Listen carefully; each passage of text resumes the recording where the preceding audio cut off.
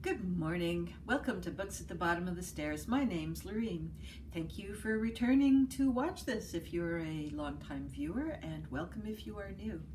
I was on vacation last week and had a blast. We went up to Cheryl's cottage. I don't think I have any current photos of it. So I think they're all on another device. I'm not sure how I can integrate photographs, but I just was so relaxed I didn't even think of taking a picture.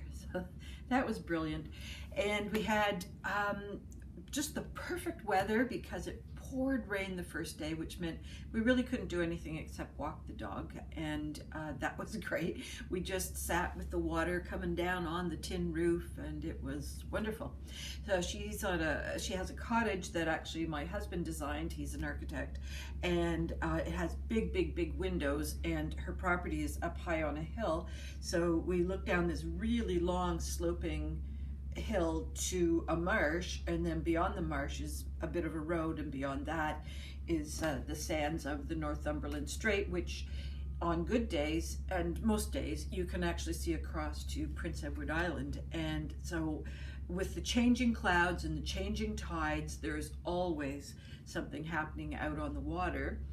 And because I don't remember how long ago it was, but Hurricane Fiona came in and took out a huge swath of the beach, and they've got all these big rocks to kind of hold the beach in place. And so the snow comes and melts, the ice comes and melts, and there's like many tiny little icebergs swooping across. And there were a couple of hawks and eagles, and they were herding up the seagulls, which I didn't realize this. The eagles will kind of disrupt small groups of seagulls and harry them, and they'll end up with slightly bigger groups. So they're kind of like working it like a sheepdog until eventually they've got a nice big group of seagulls and dinner. So that was new. It's quite fascinating to watch. Yeah, the next day, a beautiful sun, but so cold. So just dog walking opportunities, no big walks. And then the next day was also cold, and I was lying in bed and I was trying to say, "Wait for me," in a pathetic voice. And she didn't hear me, which was perfect because she took the dog out for a walk and I slept through it. It was lovely. And we went with very little food preparation. My contributions were all pre-made. That's the way I roll. I don't cook. I always purchase from other people who've done the cooking. Yeah, it was just so good. And all I did was exactly the same as I do here. I was reading and doing puzzles and sewing, and I cut out some patterns to sew for when I do my weekend sewing.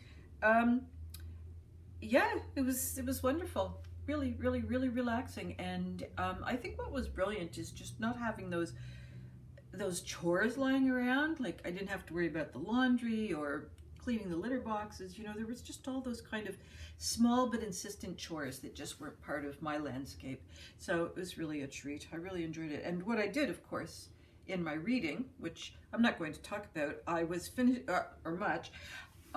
finishing off several books that have been kind of languishing on bedside tables. So I had about a really heavy bag full of books where I had 30 pages to go or 100 pages to go. So I just worked my way through that. And yes, and one of them is The History of Emily Montague by Frances Brooke. Now, this is a story that takes place in Quebec City amongst English-speaking soldiers and civilians. And it takes place in the, oh my gosh, I've forgotten what, I'm going to say it's the 1700s, like late 1700s. I should know that because the whole point of my, 1766.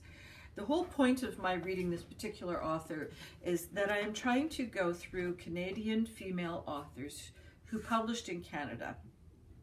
And there weren't that many, so I'm starting way back at the beginning, and I do have a video of, oh my goodness, Antoinette. I'll put her name in the information below. And she had written, they would make very interesting contrast books because she had written about a young girl in Quebec City with the English garrison, and she was a young lady who was seeking marriage and getting herself all embroiled in all kinds of romantic notions of silliness. And this book is taking place in the same kind of setting, but from an English point of view.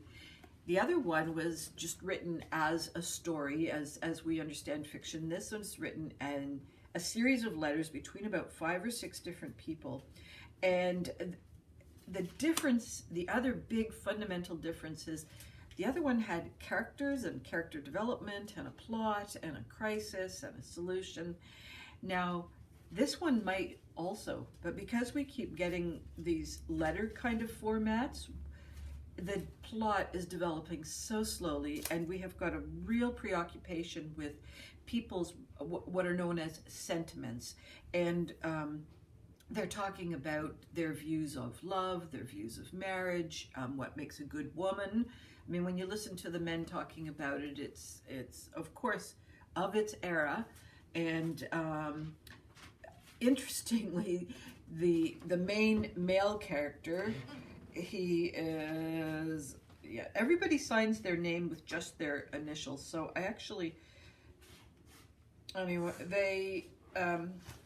the main male character, who's gone to Canada because he's finished being a soldier and wants to set up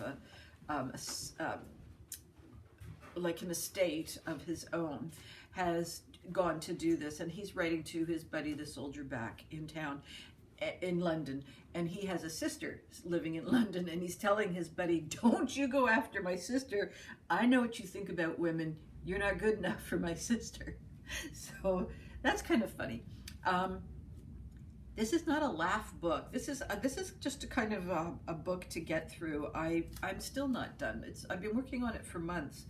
So it's kind of a task of duty, if you like. Like, I set myself this challenge and I'm going to do it. But I think it would appeal to a lot of people who you really get a sense of the old time. You really get a sense of how people spoke and wrote to each other and what their preoccupations were. And it's definitely about a type of fiction that was happening at that time that was concerned with sentiment.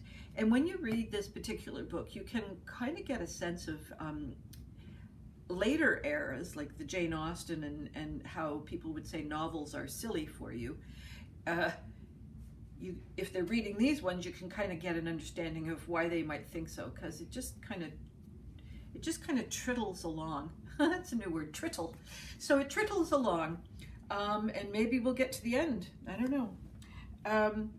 But it's an old Canadian classic, female author, published in Canada, meets the brief.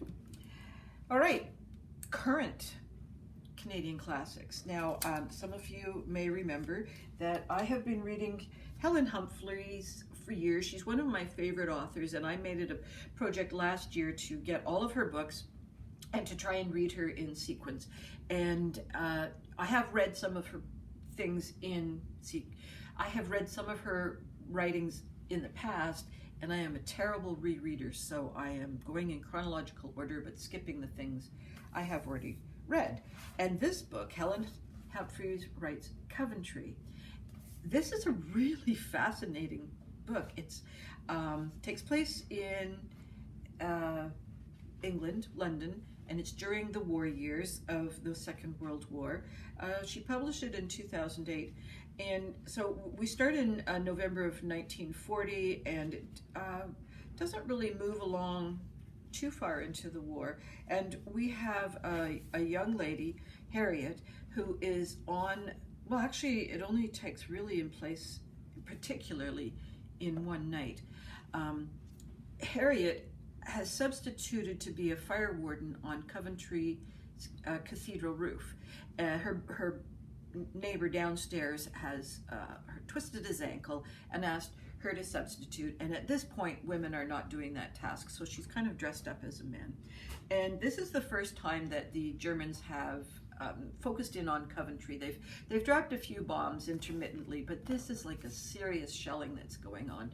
So the cathedral that she's on has got a lead roof, and underneath it there's an oak roof. There's a gap in between. And there's lots of spots in the lead where the fire can hop down below into the oak. So the fire goes all through the church. And prior to the fire happening, she meets Jeremy, who's on a corner of the church just over. And so the two of them escape the burning together, and they spend the rest of the night trying to get from one place to another. He's trying to get to his mom, who lives further out.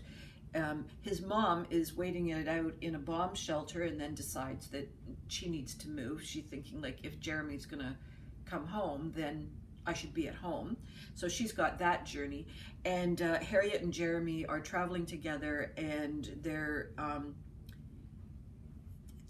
path is a little more kind of circuitous, back and forth and so on. At one point, well, I don't want to give it away because the journey is really the story, and they're seeing all kinds of devastation along the way. So this is sort of a 8 to 12 hour photographic journey, in a sense, across this moment in time in Coventry. And some of it's pretty grueling, some of it's really well, it's not described in so much detail that you need to lie down and have a peppermint, but it's close at times. And we also get a really strong emotional response from all of the three main characters. There are other people that they encounter along the way, but they're transitory. And so it's a very emotional book. It's very much a journey and quest book, but in a really concentrated kind of time. And the language is both really graphic and descriptive, but also poetic. In the poetry that Helen, she is originally, I think, and she's known more for her novels, I think, but her poetry is quite strong. And she doesn't lose track of that while she's writing this story. It's very economic. And in some ways it reminds me of the book that I was talking about a little bit earlier, Small Things by Clare, the Irish poet and novelist. There is nothing extra in the journey that we need to see. We don't come away from this story feeling like, oh, if only she'd spent more time here, or if only she'd developed that character more. It's an entirely satisfactory read, and I really enjoy it. Now, I don't know the history of Coventry. I think this would make an absolutely top drawer Canada Reads candidate, and I believe that Helen Humphreys is from Ontario, so if any of you are doing Reading Across Canada that Bookworm Adventure Girl is doing, which I will link below, this author just might be right up your alley. I can't remember, one of the provinces is about a Canadian author, and I don't remember whether it had to be connected to that province or if it was just like a nationwide author. So anyways, she's someone to keep on your radar. I will be speaking again about her, but I think this is a very strong Canadian classic, current.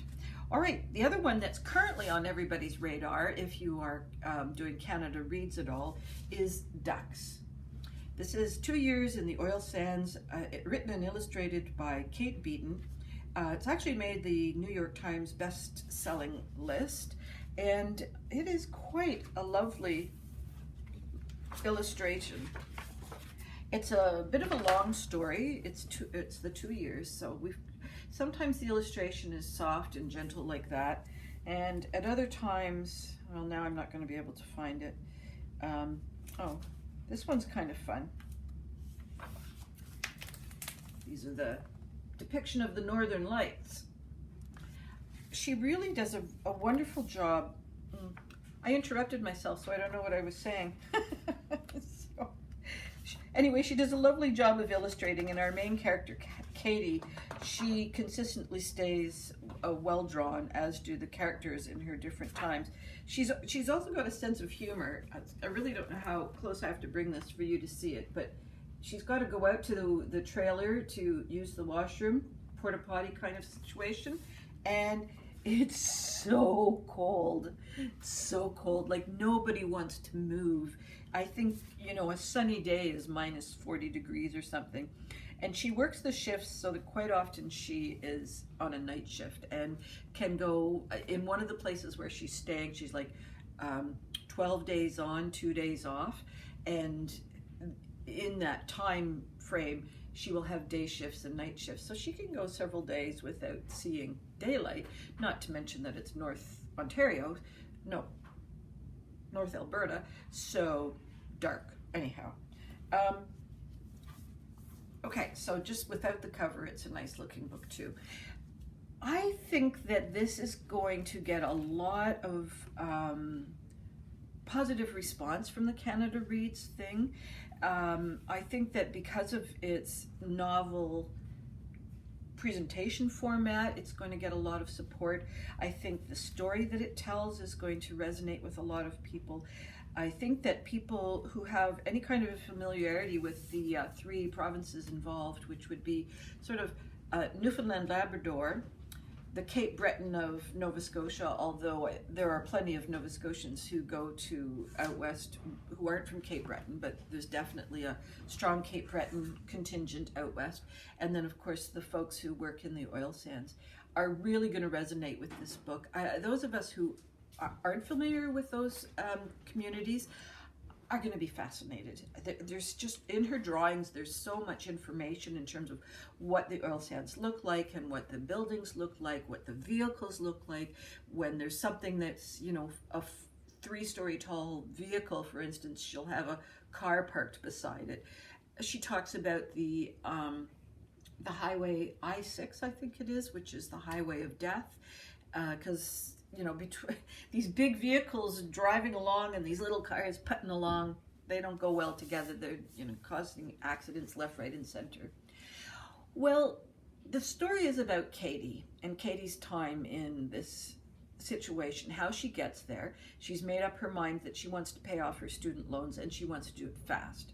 So she goes from art school, which my experience can be a bit of a heart-wrenching experience anyhow, desoulifying, off to this sands and oil sands, and oh my gosh, talk about dehumanizing. There is almost no, or in the camps that she's in, I think when she gets to her last camp, things are a little bit more socially awoke. But the harassing, and she's, well, I don't want to give the story away because it's a graphic novel. You can get through this fairly quickly. But let's just say, in every camp that she was in, the shit showed up, and some of it was emotional, some of it was physical. The cold is unbelievable, and also her naivety to some degree. I think she has not had a lot of experience with these sort of dark side of human nature. So in the camps, people are not very invested in keeping the rules of civility going. So it's a harsh environment. The food isn't always good. The accommodations aren't always good. It's a hard journey that she was on. So I think this is going to be, in its way, one of the contemporary classics of Canadian literature, because she's taking what for my age group is a different, what's that called? She's taking a different medium approach. Now, there are plenty of graphic authors out there. I know my husband reads a couple of them. There's an amazing one out there about Louis Riel, and that artist has done a couple, I believe. Anyway, Steve keeps his eyes peeled for him. So they are Canadian nonfiction. This is memoir nonfiction, and I think that's just another, you know, door opener for people who really like memoir. And I also think that, you know, as time goes by, her storytelling skill is really very strong, as well as her drafting skills and her art skills. So I can see this would be a book that will stay on the shelves for Canadian classics for a long time to come. I'm not sure how many, because it's not my area of expertise in any way, I'm not sure how many other graphic novels are out there aimed at this age group, like my age group, and sort of like between 25 and 55 kind of age group. And I think that Katie, what she's done, Katie, what she's done is she's taken this story and lifted it up out of the YA genre or the kind of comic genre. It's a very serious topic. There's very serious questions asked in it, and the characters are not frivolous in any kind of way. They all serve a purpose, and I think it's a really delightful way of doing memoir. I mean, you really get to see the real kernels of what were the elements in her life in that 2-year period. So I think she's going to be interesting to keep an eye out for. That's it for me. All my reading dreams and adventures. I did finish East of Eden, so we'll be doing that with Cheryl and Sandy in the spring. And I think that's all that I read. Oh, I know what else I wanted to talk to you about. Okay, so March in BookTube world is also the month where it is Mystery Madness, I believe, and Middle Grade March. So if you really like mysteries, there's a whole pile of people on BookTube who are doing mystery recommendations and read-alongs and so on. And then there's another bunch of people that are concentrating on middle grade readers, and that's what they're called in the United Kingdom, which I think is where the theme arose. I guess for us, middle school, yeah. So it's aimed at the sort of the 14 to 10 age group, and there are prompts for themes. Well, I didn't do that, but what I did was, because I am so smart and I am so clever, I went to the library and spent an hour up in the young children's section and focused in this age area, and I sort of triple dipped. I've got 3 mysteries, and they're Canadian, and they're for middle readers, so 3 check marks. I tried to focus only on mysteries, you know, the little tag there with sort of a Sherlock Holmesian thing, but I am telling you, it is, oh, those 2 are mysteries as well, but they are not necessarily Canadian. It is so hard not to look when you've got all these lovely colors and all these really intriguing titles facing you. Children of the Quicksands. How can you not pick that up off the shelf? Hope in the Holler. Yeah, that's got my name written out all over it. And there's another one here. Oh, I'll talk about this next week probably. Wayland, One Awesome Thing. Now this is by the author who did Sarah Pennypacker. I believe she did Pax, P-A-X. I could be wrong, but she also does the Clementine series, which I didn't realize until I saw the illustration, because I saw the picture of Clementine. She's one of this character's classmates.